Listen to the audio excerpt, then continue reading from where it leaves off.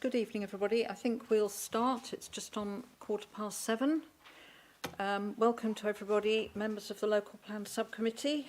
Meeting is being webcast, so good evening also to anybody who's watching via our YouTube channel.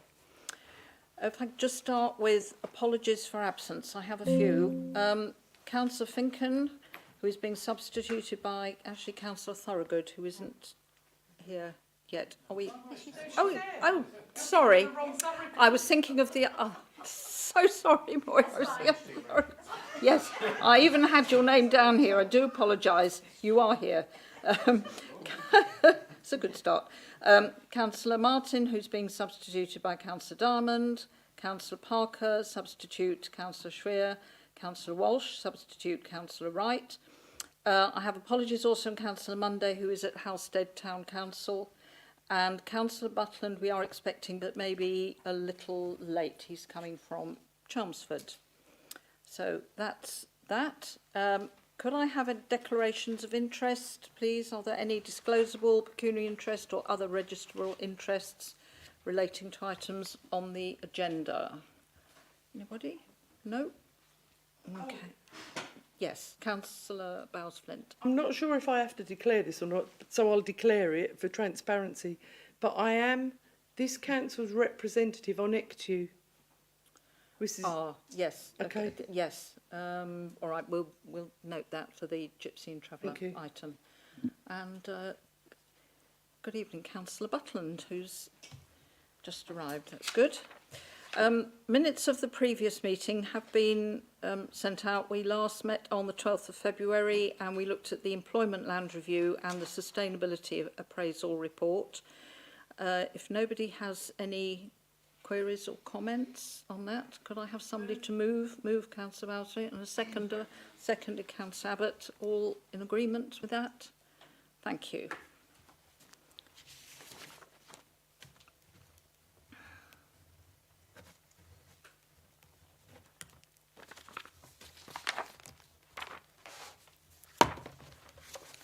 Thanks, Alison. Right, public question time. We have no registered speakers this evening. Just before we move on to the agenda items, just a note from me. I know that members have been very keen to see when their sites are going to come up for discussion at the call for site meetings. Councillor Abbott did raise this at a recent council meeting, and I thought that was a perfectly reasonable request.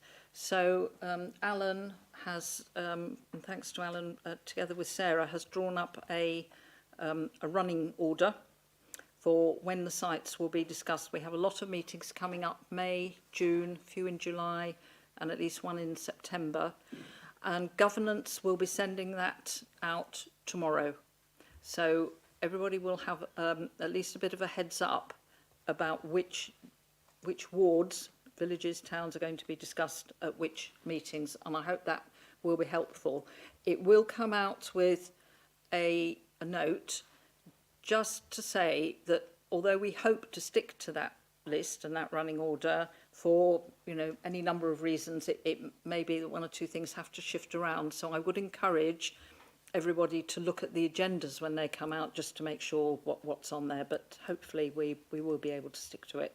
So you've got a reasonably good, I think our next meeting is May the 15th. So you've got at least a few weeks heads up as to what's coming. Yes, Councillor Abbott. Will that be information we can use in the public domain? Yes, because we're also going to ask either governance or policy team to send it out to the town and parish councils tomorrow as well, so that they will know. So yeah, absolutely. Right, good. That's that. Okay, let's move on then to agenda item 5, which is the first paper for this evening, which is the Issues and Options Consultation Report. This is a feedback from the Issues and Options consultation that we ran at the start of the year, and Alan is going to present this. Thank you, Alan. Thank you very much, Councillor Spray. So, Braintree Council launched its Issues and Options consultation on the 20th of January this year for 6 weeks. Consultation finished on the 7th of March. we carry the consultation out in accordance with the requirements of our adopted Statement of Community Involvement. The Council has received over 400 responses to the consultation, which have been summarised at Appendix 1 of this report. The Council has used several methods to conduct the consultation and to bring it to the attention of as many people as possible. From paragraph 3.10 of the report, there are a series of tables which are showing the different types of consultation and the number of views or visitors each method received, with an age breakdown for people responding. The information will be used to tune our consultation methods for the next round of consultation in the autumn. It should be noted that the public exhibition attendance was relatively low, with only 147 attending over all the events in total. However, we do expect this to pick up once we start actually allocating some sites. I think they might be quite popular at the end of the day. So the committee report goes on to provide a summary of the responses we have received at paragraph 3.32. A lot of the issues I think members will be very familiar with. They broadly raise concerns about environmental impact, greenfield sites, pressure on existing infrastructure, the questioning the need to provide more housing, etc., that sort of thing. A number of comments have also been made about existing site submissions, but those will be dealt with at the appropriate committee. Each of the comments will be assessed when we redraft the relevant section of the local plan and inset map for the villages. Members will have a summary of those with a brief response where necessary. As part of the consultation, we also received 17 new site submissions, which are shown on maps at 3.69 of the report. These sites will be added to the call for sites, and parish councils have also been notified of them, and they will of course be assessed as part of the local plan process. Members should note that every time we go out to consultation, we may get more sites to consider, more sites may come forward, and we have to give those obviously due consideration. Rather than me go through each of the sections in the report, I think it would probably be easier for members if they had any particular questions about any of the sections or queries, and I'll be happy to answer them. Thank you. Thanks very much, Alan. Yes, I was asked by one of my parish councils, Pedmarsh, why we were accepting a site sort of well outside the call for site time scale, and we do accept them right up to, I think, quite late in the day, Reg 18? Reg 19. Yeah, Reg 19, They can come actually. in then, yeah. So they can come in at any time. I mean, obviously, it's better if, in a way, if they come in during the call for site period, because it's easier to manage, but that's why some of them have appeared a bit late, and that there's no reason why landowners or developers can't submit them later in the day, and they will be considered and added. Right, okay. Councillor Bowes-Flint. Thank you, Madam Chairman. Can I ask, you may not know the answer, but I'll just ask, at this stage of the last plan, have we had more or less public engagement? I believe the previous issues and option consultation had about, I think it was about 1,000 to 1,200 in that range of responses. I think at that time there was a bit more awareness going around of potential options and some confusion as to what the call for sites actually meant. So a lot of people saw a lot of maps with a lot of red lines on them and assumed that they were allocations of some kind, which they were not. This time around we were a lot more careful with that, and we made it very clear during this consultation that they were merely site submissions where no decisions have been made, and I think that has resulted in probably slightly less contact than we would get.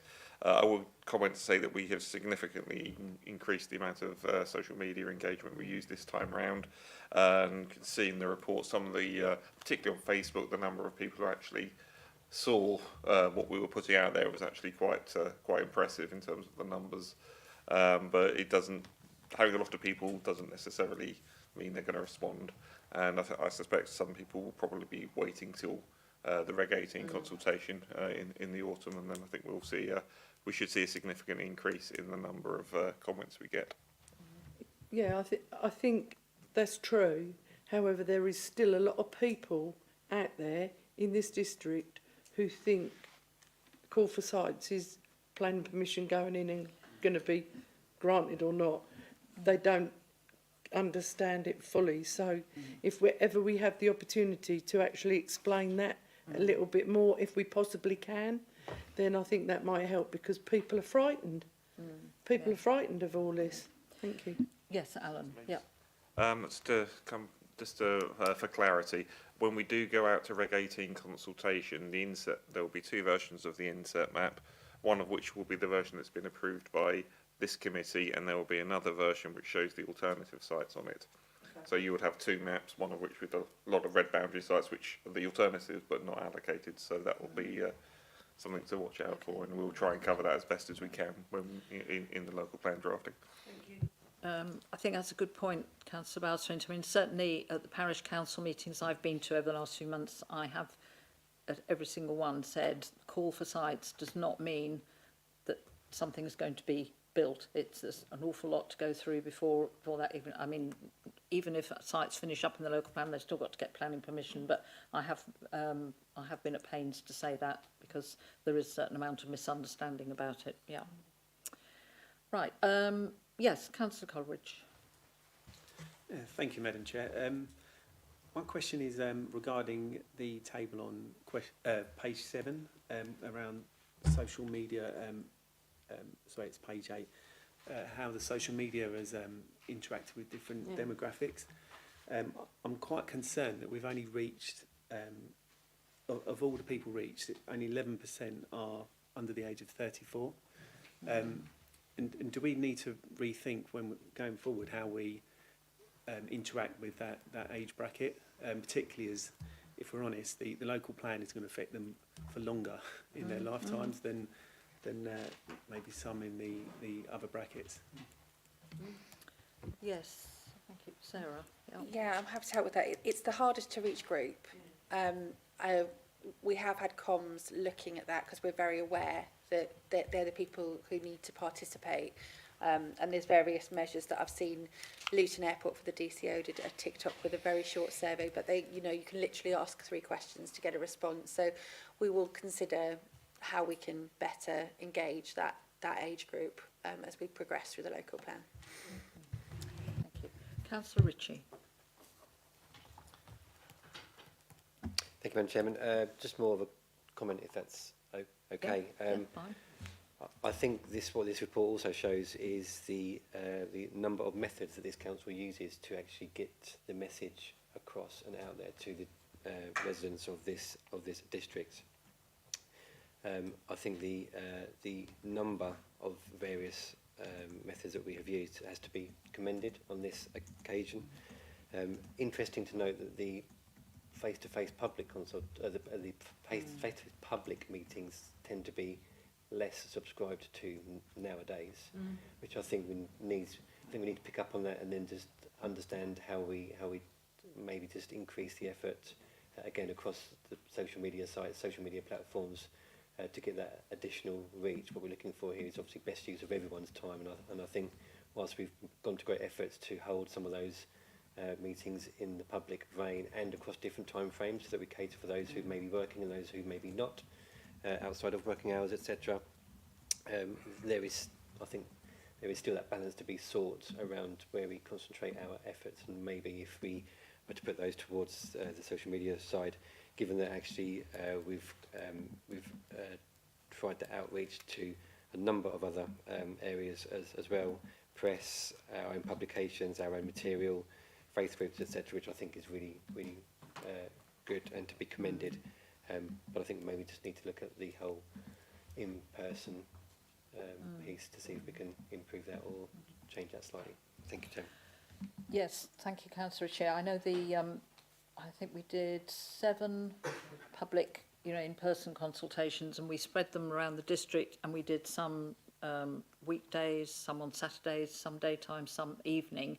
The turnout was really very low at most of those, but I'm pleased we did that. Yes, and much better response sort of online via social media and so on. But I'm glad we did that. Yes, Alan, do you want to come in there? Just wanted to add that although the turnout was low, people were prepared to travel to the events. We had one gentleman who couldn't make the event in Coggeshall, for instance, and he lived in sorry, he couldn't make the event in Kelvedon, and he lived in Kelvedon, so, but he did come to the Coggeshall one, which was the next day. There's been a couple of instances like that where I think somebody from Whittam turned up at the Saturday morning Braintree. So there does seem to be the thing where people are happy to do a little bit of travelling. I think I would caution you, obviously this took place in January, February, which may also have helped suppress the turnout a little bit, and our next consultation is probably going to be October, November, so we can't really control the weather, but we will see what we can do, in particular in terms of timing the consultation events as well, and get people as much notice as possible. And I know it takes, it's all time, it takes some organisation, it's officer time attending them, but I still think it's the right thing to do, to have at least some in-person consultations. Not everybody, jumps onto their phones, their laptops and takes part via the websites and so on. Councillor Schwer. Thank you, Madam Chairman. Just with regards to sort of the issues and options, I do note that there has been no mention overall in the comments with regards to the potential of developing net zero. I may be wondering if officers could guide if this is at the appropriate point to note that, or whether actually in the further process of the local plan that is going to be considered as part of our potential policy to allow developers to do that as well going forward, for all the benefits that that can bring to this district through health and quality of build and place. Thank you. Okay. Yes. I think the subject was broadly mentioned, but then people aren't necessarily using the term net zero for it. They're talking about energy efficiency measures, stuff like that. But it is certainly something we'll be picking up when we look at the relevant chapter in the local plan. Okay. Yes. Right. Thank you, Councillor Abbott. Thank you, Madam Chairman. Well, I was going to make a similar point, but in the opposite direction, because if you go through the bullet points, such as on page 11 and 12, there's a lot of comments about the natural environment should be protected, green fields, brownfield first. So I think, and there's a specific comment later on about how much people do care about the environment and how we need to take it into account. So, and in fact, I mean, there's some comments in there I wouldn't agree with, but I think the vast majority I would agree with. Need to shift modes of transport away from the car. People still believe in these things, even though some politicians at a higher level don't anymore. Just a couple of comments, then a question. The numbers, I know, Madam Chairman, you've referred to this as a refresh. I don't think we should continue to use that word. The council itself has now said we're in a challenging situation of trying to find land. I believe I asked the question at the last meeting. We're looking at 11,000 houses, something like that, plus land for other things. That's going to be very, very significant. And further to that, I thought there was a very interesting question at paragraph 344. Is the current spatial strategy still appropriate? And I know we can't answer that question tonight, but what I would throw into the ring is the A12. Currently, the spatial strategy looks to the A12 corridor.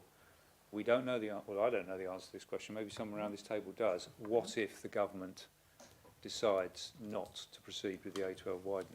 I think that could be very, very significant. There's specific mention at paragraph 363 about the waste incinerator. That is a growing shadow over the local communities, and we're nearing the first burning of waste in August, and they're still putting more and more planning applications in to change it. As I said, paragraph 364 specifically refers to the need to protect our environment. I believe there's two options at the end. One says we should note the responses, and the other says we should note and consider the responses at the next stages. We should definitely consider these responses, but even though only 400 people-ish took part, we should definitely consider these responses. And my final point on that is following on from what Councillor Bowers-Flint said. Although not thousands and thousands of people took part in the consultation, there's an awful lot of people who are concerned about the direction this district's going in.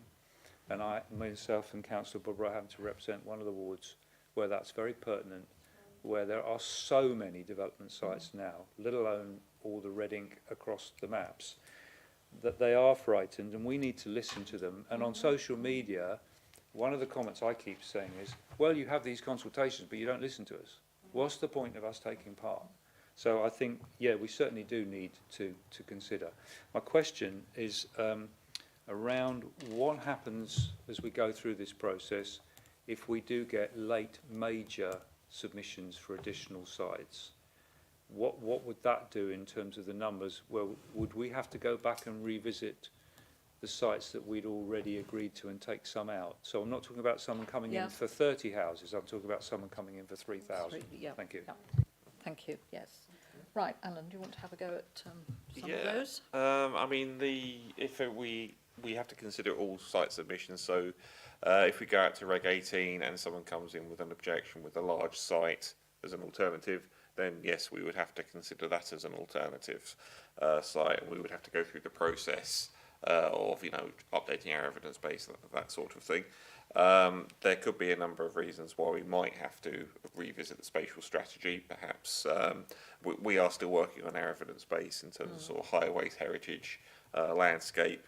If some information comes to hand, becomes available that suggests perhaps a site isn't as easy to develop as it should be, then we may obviously have to again look at the sites, because we have to obviously prove that our sites are deliverable, or at least to a reasonable certainty that the sites are deliverable. And obviously, if we did get a major announcement that impacted our strategic road network, then members would have to give consideration to the impact that that announcement would have on the local plan, and we could be in a situation where at Reg 19, or if it was such a big announcement, we might even have to repeat Reg 18 with an alternative strategy if it was seriously significant. Then yes, we would have to do that. But every site should be going through a sustainability appraisal. Everything should be being assessed, and you know, it will be up to members at the end of the day to either agree with officer recommendations or not on particular sites, provided at the end of the day we're meeting our housing target, because we won't be allowed to. Well, we could try and submit the local plan without enough housing. We wouldn't get very far. So I think it would be thrown straight back at us by the planning inspectorate. So, but yes, we do have to consider sites as they're coming forward. I think last time with the Section 1, we had the site of Monkswood. That was a relatively late submission in the process, and that was obviously assessed as well. So, I think. Yeah, okay, thank you. Yes, Councillor Wright, and then I'll come back. Yeah, thank you, Chair. Will the green wedge or buffer land be protected when the sites are being considered? Or Yeah. Alan, do you want to? Yeah, on that one one? of the pieces of landscape evidence is a landscape settlement fringe analysis. We have also asked them as part of that to assess our current green buffers to make sure that they are appropriate. Obviously, we will have to look at their extents if they, they still serve the function that that they're supposed to. But we will have evidence base on green buffers, and where that evidence base supports their continued identification, we will likely continue to do that. We'll recommend that. Good. Yes. Okay, good. Just to come back to a couple of things that Councillor Abbott said. I mean, I'm quite comfortable with dropping the word refresh. I suppose the only thing is, certainly for those who are not closely involved in the process, we have to make a difference between, well, we've got one adopted local plan, and this is a refresh, but I mean, I'm quite relaxed about dropping the term, actually. And you're quite right, Councillor Abbott, there is actually a lot of comment in there about landscape, environment, protecting nature. It's just that I think people don't necessarily use the word net zero, but it's all around the same thing. Yes, Councillor Cunningham. Thank you, Madam Chairman. Just following on a little bit from what Councillor Bowers-Flint said towards the start of the meeting, there's obviously a certain amount of anxiety from the public and understanding the process that we're not considering sites at the moment, but of course they see pictures, they see drawings and maps, and there's a sort of expectation. And I'm just very, very mindful that some there are some sites in this document that are of quite substantial size. I point not only to the ones in, well, the 3 ward members for Great Notley and Black Notley here, but obviously there's a couple of interests there. But there is also the RAF, the former RAF Wethersfield site, land adjacent to Sculpins Lane. Now, I'm very, very conscious that Finchingfield and Wethersfield are going through a joint neighbourhood plan process, and some of these other sites may be in areas where other neighbourhood plans or other locally led planning processes are working through due process. Can officers give an assurance that just because pictures with lines on maps appear in a document tonight, that doesn't impact on the due processes that are already in stream, please? Sure, no, it doesn't. I think government guidance is very clear on the matter that where you have, or where you are looking at your local plan and you have active neighbourhood plan groups, you should be working with them, particularly where large sites are within their boundary, within the boundary of the neighbourhood plan. So we're quite aware of that. Now the site itself, I just popped up on the map so for reference for everyone there. I believe their submission actually was seeking a policy or potential for a policy on the site, but we did request the boundary from them primarily because if you're having a policy, you need to know the area it applies to. So hence why we now have a map of Wethersfield Air Base, a site area of Wethersfield Air Base. Now this will obviously be considered at a later date by the committee, and we'll make a decision then. But I'm sure we'll be having numerous meetings with the neighbourhood plan group. Although they are quite advanced, so they've done their Regulation 14 consultation, but now they're at the process where they're updating their neighbourhood plan in response to those comments, and I believe they also received comments on the neighbourhood plan from the Home Office via their agents. So. Right.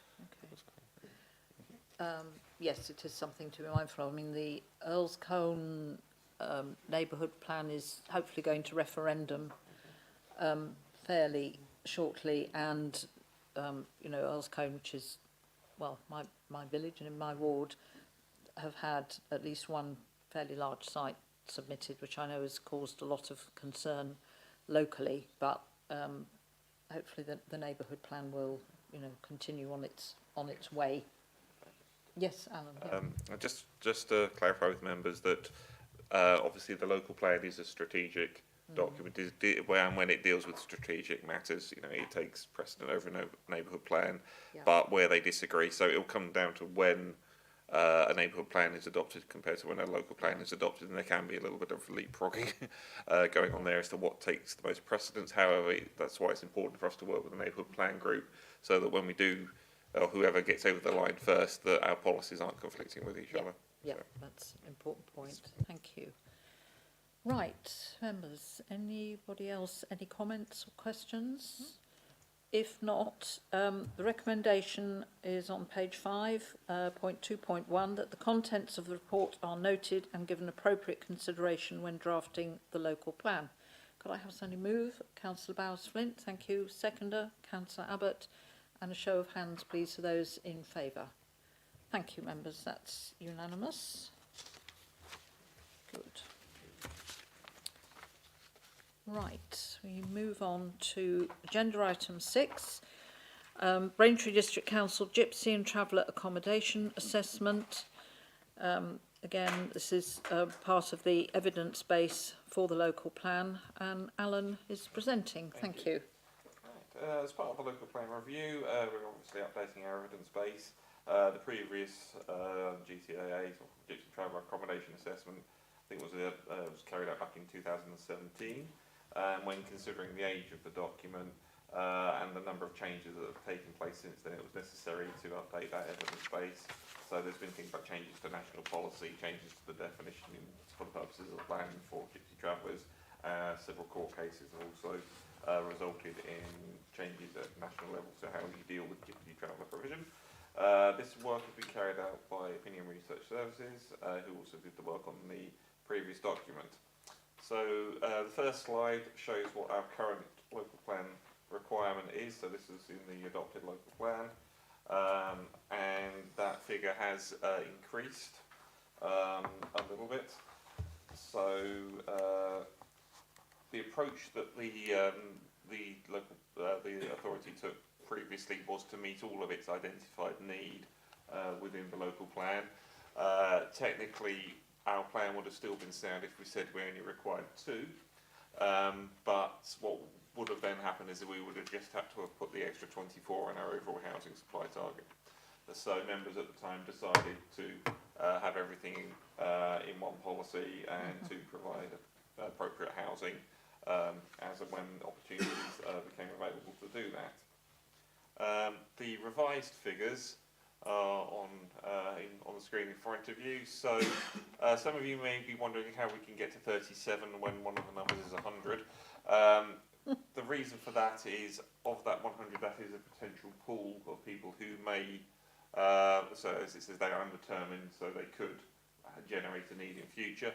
That is explained in a little bit of further detail in the Gypsy Travel Accommodation Assessment. So essentially what it is only a small percentage of that 100 are likely to generate additional demand in the future.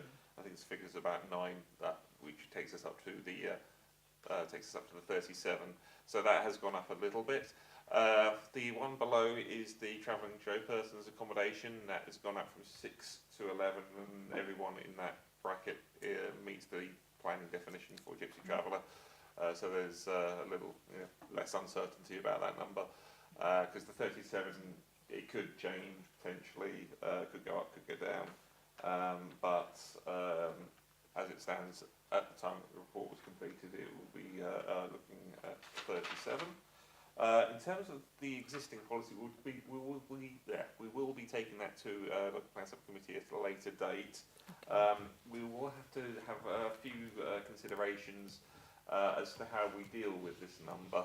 The current strategy, if members recall, is to, as we didn't have any call for site submissions, and again we haven't had any call for site submissions this time around either for Gypsy Traveller uses. So we said that the strategic growth locations would help provide that.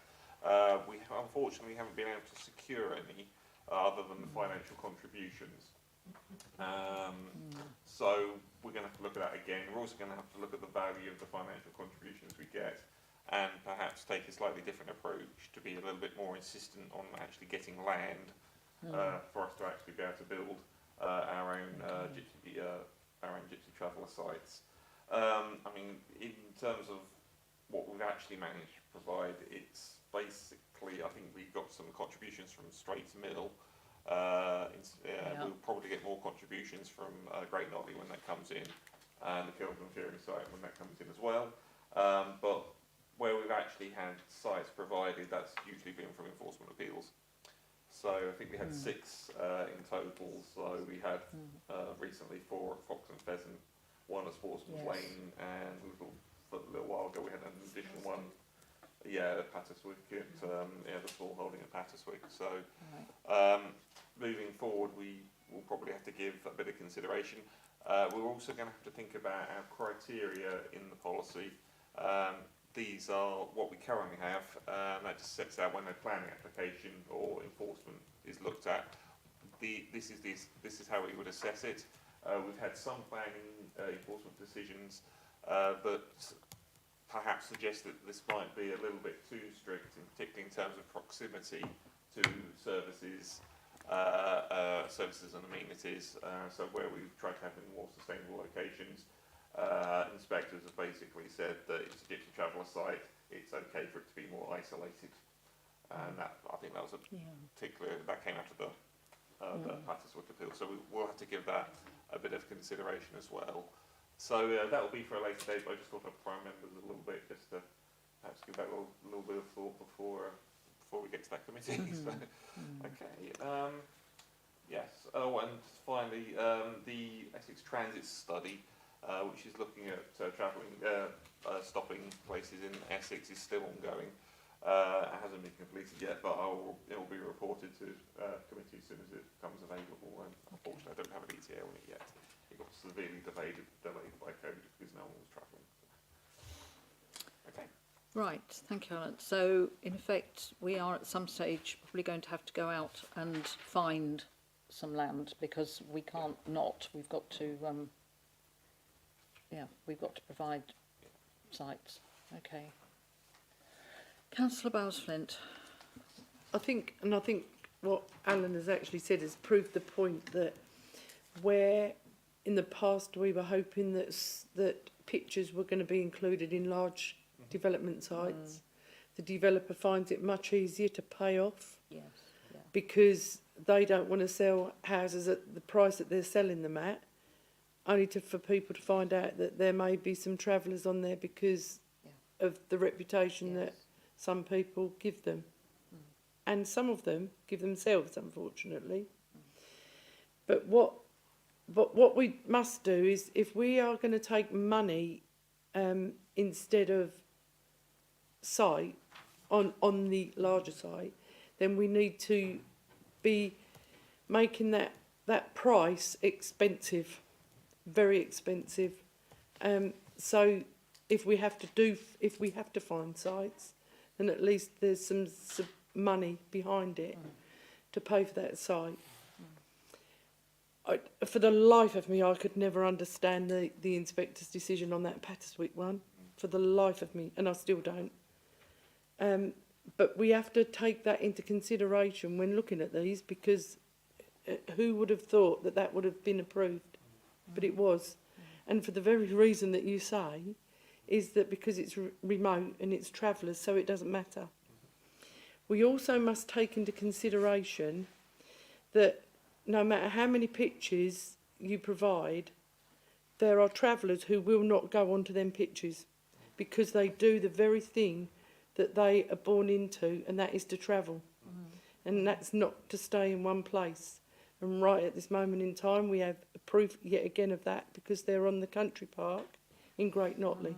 And they're frequent visitors, unfortunately, to that site.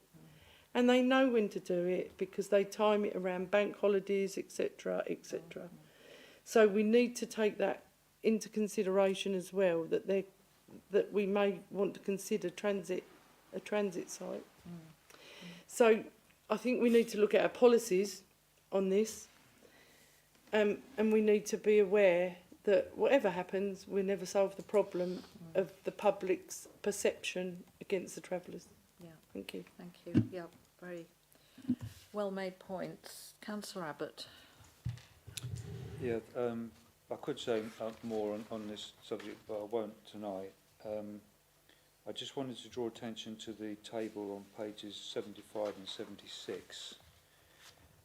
Would it be possible to sort of reset that to get so it's consistent? So some of the sites have the road names listed, others just say the village they are. So I think there should be some consistency around the addresses. And where it says half acre long Cressing, I presume that should be half acre long green Cressing. Yes. Yeah. I mean, that drew my attention to it, and then I looked through them and thought, well, hold on a minute. Some of these have got a lot more address details than others, and I think we should be For specific. Thank you. Yeah, Madam yeah. Chair. For consistency, I think that's fair enough point. So we'll note that. Okay. Anybody else? I know it's a very can be a very sensitive subject. Councillor Schwer. Thank you, Madam Chairman. Could I just ask, following on from the previous comments, with regards to setting aside potential money from developers, through the policy, and it's really a comment question, would we have the option as a district council, maybe as a unitary going forward, to use compulsory purchase orders in order to safeguard and purchase sites where we think they may be needed going forward? Because of the cost value, and ring fencing that money from developers to enable us to deliver that strategy. Thank you. Yes, Yeah, we Alan. should be able to do that. Compulsory purchase can be quite a long drawn out process, so hopefully we would be able to come to an arrangement, whether through section 106 or perhaps, if we're in a unitary that does still in future, perhaps something like that. But yeah, we do need to secure sites because we do need to deliver. and it is a very difficult situation. So I mean, I'm not entirely sure whether the council or whoever comes after the council would want to take on sites themselves, or whether they would want to perhaps find a registered social land, or there are some that do specialise in gypsy traveller sites. That could be one way of dealing with site provision as well. But I think we really just need to get sort of firstly ask for more realistic finances for each of these sites, and if we can get actual land as well. Being told that there's no land on a site of a few hundred acres is, it does seem a bit silly, but that's the position we're in. Yeah, okay. There was something on CPOs in was one of the government's many recent planning reform papers. It wasn't in relation to Gypsy and Travelland, but it was something about CPOs that I think they were indicating that they would encourage the use of it more where land was needed for something. Have I got that right, Sarah? So I think there's something that's coming forward potentially to make it a streamlined process within the planning and infrastructure bill. right, yeah. I know I'd seen it somewhere, so I wouldn't rule it out, Councillor Shreer, as something that we might have to do or need to do further down the line. Right, Councillor Bowers. Yeah, thank you, Madam Chairman. And just following on from Councillor Bowers' point, I'm Councillor Bowers, Councillor Bowers-Flint's point, in regards developers not wanting to sort of provide spaces and us looking for financial contribution and that being at a certain level. Is there any restrictions on what that level needs to be, or can we literally set that? There's no sort of government restriction or formula or whatever, we can actually set that where we see fit. Can I start that? Good question, Alan or Sarah? Sarah, I think Sarah, you know a bit more about 106 on the ins and outs of it rather than I do. Yeah, it would have to be evidence based. Yeah. So I think it would be about us getting the right advice in terms of land valuation and what it would cost us to buy something, I think, and then I think it's asking for the price for the land plus the price for units. So I think the strategy as it's currently stood has sought to get a monetary value that's for the units. If we're changing the strategy, then we change the calculation and the methodology behind that. Okay, thank you. Right, I'm not seeing anybody else wants to make a comment on this. So we have recommendation on page 43 that the Gypsy and Traveller accommodation assessment is approved as part of the Council's local plan evidence base. Could I have a mover? Councillor Bowers-Flint, seconder, anywhere? Councillor Ritchie, thank you. And show of hands, please. All those in favour? Thank you, members. That's unanimous. Right, that ends all the items for discussion. We don't have any urgent business or any urgent business in private session, so I can close the meeting at just a couple of minutes towards 8 o'clock, I think. Yes. It'll be the last